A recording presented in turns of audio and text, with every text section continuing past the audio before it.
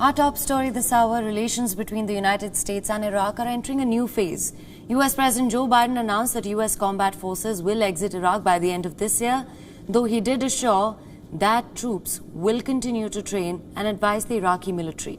Now, the announcement came after President Biden met with Iraqi Prime Minister Mustafa al-Kadhimi at the White House. There are currently 2,500 US troops in Iraq, helping local forces counter what remains of the Islamic State group. Now, amid the threat of an resurgence and Iran's powerful influence in Baghdad, Biden said that Washington remained committed to countering terrorism in the region.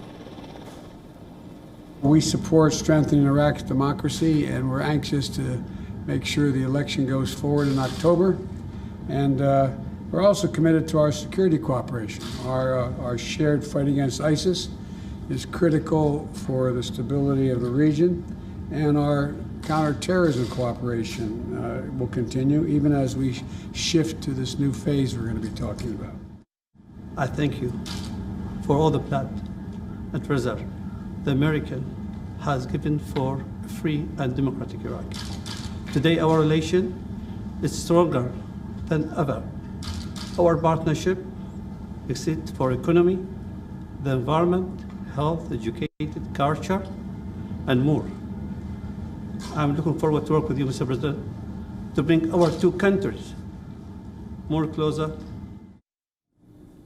But in a shift that comes as the United States pulls out of Afghanistan, Washington confirmed that the 2,500 US troops still in Iraq won't be fighting. Also marking a change in relations, US will now focus on providing other types of assistance like strengthening electric power supplies, fighting COVID-19, confronting the impacts of climate change, and supporting private sector development.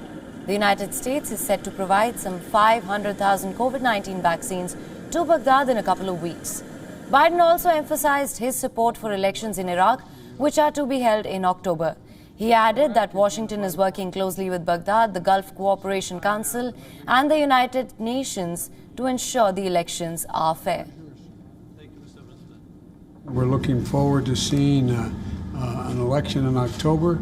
We're working very hard with the Iraqi government to make sure the UN and the GCC we have oversight that these are full and fair elections. I've been in contact with Kadhimi. Anyway, I think things are going well.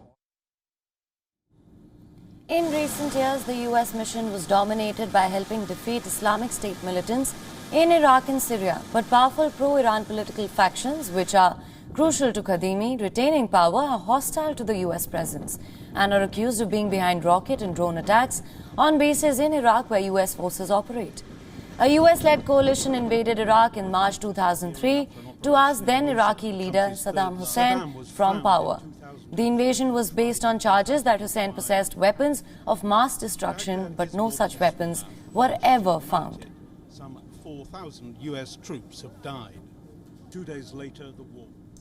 Associated Press reporter Sagar Meghani provides his analysis into the developments. Listen in. Now we have word that the U.S. combat role in Iraq will end.